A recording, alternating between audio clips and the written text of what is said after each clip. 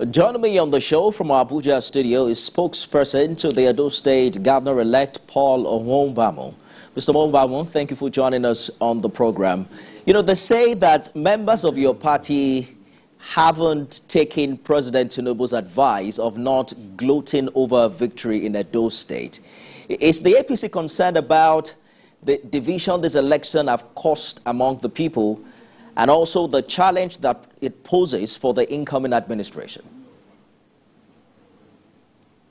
Thank you very much. The election has been held, and the so-called division, you should expect what followed. This cacophony of voices, those who lost must complain, and those who won the election will rejoice over the victory. But I can tell you that there is no serious division there, because what happened has been there in fixed deposit. It was what was expected to happen. There is no way Okpebholo could have won that election because of the activities of the governor of the state, who had destroyed everything there is that can augur well for any candidate. He brought out Okpebholo as being his chairman. They have been together 8 years in governance, and it has been social dislocation, institutional collapse. There's nothing. The ties of friendship destroyed, cause of relationship not honored. The governor betrayed the state, betrayed the kingdom, betrayed the nation. There is nothing left, and there is no way. You cannot travel the Devil's Expressway and expect to arrive at God's destination. So that result, what happened that day, was a physical manifestation of a spiritual conclusion. There is no way. The governor knew that the route he was taking was dangerous. I don't know what inspired him. You destroy people's properties. You have created, you for no apparent reason or warranted political rancor, a governor who turned himself into an entrepreneur of violence. All of a sudden, you even said it will be do or die, threatened everyone, and that the state will burn, Nigeria will burn. Of course, we knew when he said it that it was just impotent grandstanding. There's nothing. All right. And the results show it. Mr. Okpebholo, I hear you clearly. My concern, however, is that it is still the same narrative we are hearing after the election, because 247,000 plus people actually voted for the PDP in this election. Traditionally, winners would extend an olive branch to the other parties. Are we expecting to hear that? Are you concerned about the other residents in Edo who completely disagree with your political school of thought and who are also part of the Edo people that the new governor, the new governor will have to, Thank you very much. As for the olive branch, in today's acceptance speech, the governor has done that, has called upon the Labour Party candidate, Olu Akpata, to come on board so that they can build Edo together. And he also called upon Okpebholo. As for people, the other people, you don't expect everyone to be happy over your victory. Just as Harold Lasky said, the author of The Grammar of Politics, they think differently, who live differently. What has occurred affected some persons. You know, politics is the game of the thrones. It's a zero-sum pursuit, and it is only the winner you get. Let's take analogy of a sporting game, like Olympics, for example. Of course, finishing second in Olympics gets you silver, but finishing second in politics gets you oblivion. There's nothing at all. It's only the winner that takes it. Once Mr. A gets it, Mr. B, C, all other people is finished for them. Then you realize that both tragedy and silence have the same exact address. Nothing. So as for complaints here and there, people will normally complain. If Labour had won, PDP, perhaps my party APC would have also complained. No one takes defeats just like that and accept it. You must complain. But eventually, everything will have scope.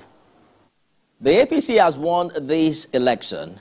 However, the question is, will APC be able to handle the party moving forward? This election has brought the unlikely politicians together within your party. We now see Adams Oshomole working with Philip Shaibu and former Edo State PDP Chairman Dan Obi, amongst others. You know, there are some who would say it's a matter of time before hostility resumes among these stakeholders.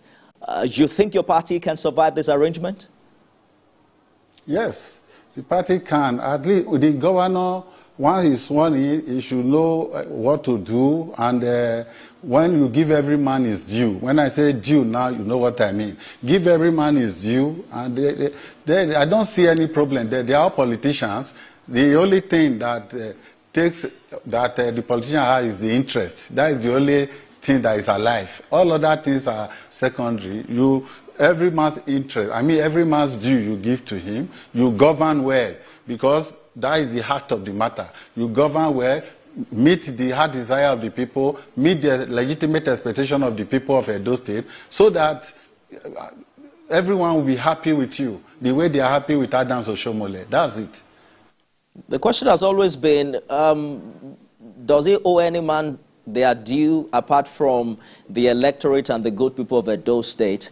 Who should be his primary responsibility? Because usually that's where the political division, comes in, when there are multiplicity of interests to the point that it begins to affect his primary responsibility as governor. When I say every man is due, that every man is part of the people of Edo State.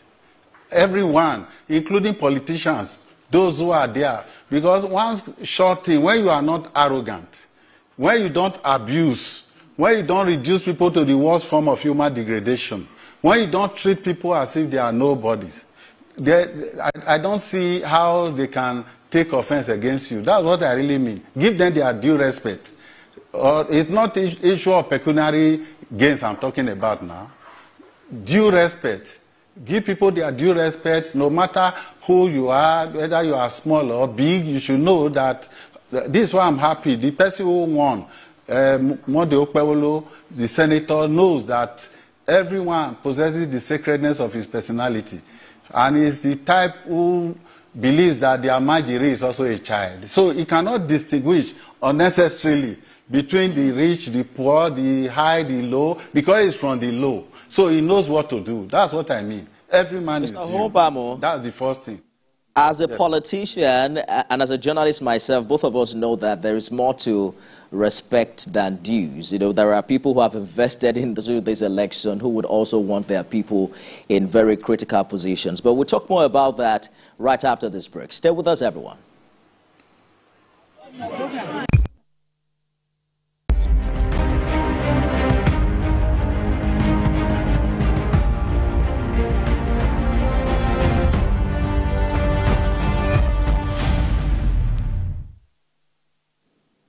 Paul Ohombamo is spokesperson for the Edo State Governor-elect Senator Monday Okpebholo. Well, I'm back now. Hopefully you can hear me now, Mr. Ohombamo. Yes. Let us talk about what we experienced before this election. Your party candidate didn't speak much to the press during electioneering. Do you think that will change now? Will Monday Okpebholo now speak more to the media? Yes, I think it will change now. Why he didn't speak much to the press was not because he cannot speak or he cannot face the press. The truth of the matter, he was going about meeting the people, the electorates, from ward to ward, unit to unit, and throughout the entire state. But they made it a big issue. Heavy weather over it, that running away from debate, he cannot face the press. But the real thing is this. Even though debate has some elements in politics, democracy is not a debating society. It's not what is involved in democracy, the underlying thing is the people. This is why they say government of the people, for the people, and by the people. It is the people. And it is those people that Okpebholo was meeting, going about meeting them. In politics, you lobby these people, you cajole these people, you frustrate for these people. That's what he was doing. And you know that these people, they remain the beautiful dancers of democracy. They are the jurymen and women of the ballot. They are the ones who will determine the thing on that day, which they have done now. And they did it perfectly well.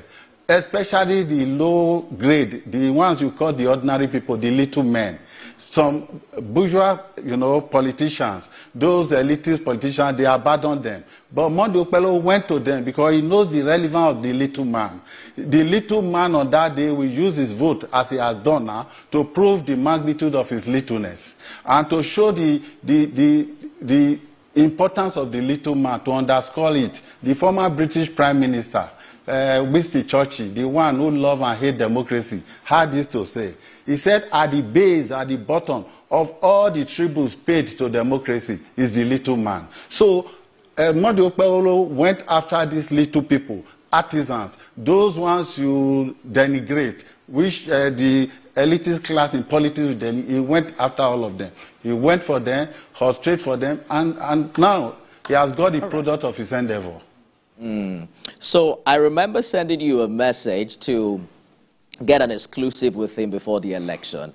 I didn't get a reply. If I send that message again now, are you saying that you can work out an exclusive with Mr. Governor-elect on this show? Yes, obviously. All right, we're looking forward to it. He will interface with you more now.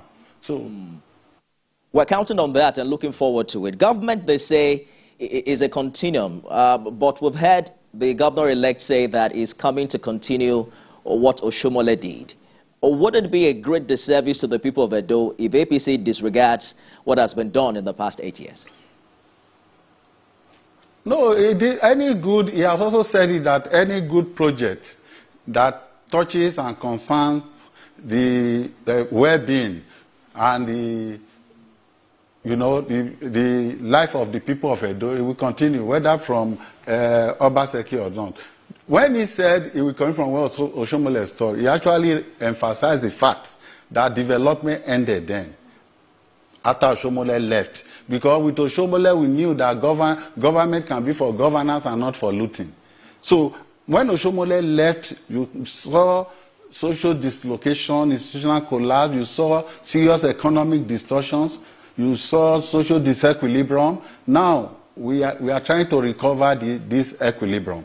You saw, unwarranted political rancor, a governor that will fight everyone, that will do instead of, developing the state, it went and destroying people's properties and seizing. Even Niccolo Machiavelli, as deadly as his politics was, he warned that leaders of principalities must ensure they stay away from the wives and properties of people. Because men, sooner forget the death of their fathers than the loss of their patrimony. But this governor, Obaseki, destroyed people's houses. He didn't care. He will seize anything. So there was this coalition of the injured also waiting for him. And they also struck the blow during that last election. So what Monday Okpebholo Senator is saying, in essence, is that all good projects that are there, he will continue. Saying exclusively, will continue from where government, yes. Yes. Mr. Ohumba, recall that Governor Obaseki had launched a 30-year master plan for Edo State. Is that something you think he will also carry on and adopt? When you say master plan, all ideas, on fulfilled ideas are still bet. When you say 30 years, these 8 years, what is on ground? When he was bringing, I told the Edo people that I was bringing a new cloth of good governance. And I asked them, told them to ask him the one he wore for 8 years. So there must be systematic chronological development in this thing. You say 30 years. Where are we starting from? Is it from Monday Okpebholo's tenure? Because there's nothing on ground that you cannot place something on nothing and expect it to stand. It will collapse. The fallout of not hearing so much from Mr. Governor-elect is concerns about whether or not he would have a mind of his own, free from the influence of godfathers and those who helped him win this election. What are your thoughts in this regard? No, nobody can change. He has tenacity of purpose. He is strong-willed. I don't want to say he's a man of steel, because we reserve that one exclusively for the Russian leader, Stanley. He's a strong-willed person. Nobody can push him around. And he's not given to equivocation. When he tells you anything, he carries it out. So no one can control him. And it is God that made him the governor, that made him win. Because there were obstacles. Of course, you saw impediments here and there, but because God wanted it, and the people, allowed, they voted for him. This is why it's there. One man cannot approximate to be 291 people voted. Cannot approximate to be 291 people. I hear voted. you. So that's it. You were very critical in his campaign organization. What's that one thing you think he's committed to doing in his first year that we can hold him accountable for? Yes, on his own, he told electors during the campaigns. For example, in a local government, he said within 100 days, some 4 roads that surrounds a vehicle spare parts market, he assured them that within 100 days, he will fix the roads, construct the roads. That one you can hold him because it's a direct statement from him. Uwelu's spare parts the same. He told them that their bad roads will be fixed within 100 days. He made so many promises and, of course, located it within 100 days. That is the starting point. You must ensure you achieve those things within 100 days. And we'll remind him, trouble him to do all those things. And he will do because he's giving to service. He has been doing all this for his people in Edo Central. And he will continue. It's not one who will learn how to give service, how to construct roads, how to give people power. He's an ICT guru, so he knows what to do. But as for failing his promises, God forbid, he will not do that. He will meet all in line with legitimate expectation of the people. All right, there's more to talk about. I guess we're going to follow up closely with the governor-elect, and hopefully you can also help us work out an exclusive with him in the coming days. Paul Ohombamo is spokesperson to Edo State Governor-elect Monday Okpebholo. Thank you so much for talking to us on the program this evening. Thank you. All right, let us get back to our earlier conversation about demolition of some structures in Lagos. I'm joined by Chairman of the Council, Abdullahi Olowa, on the program this evening. We understand that the demolition began in your local government area. Are there any form of succor or alternative being provided to those who lost livelihood to the demolition exercise earlier today?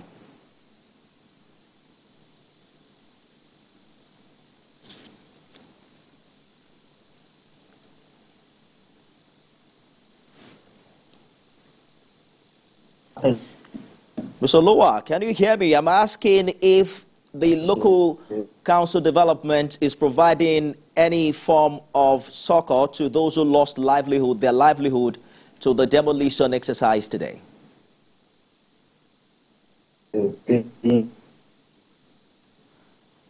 Well, you may have to unmute yourself so we can hear you from here.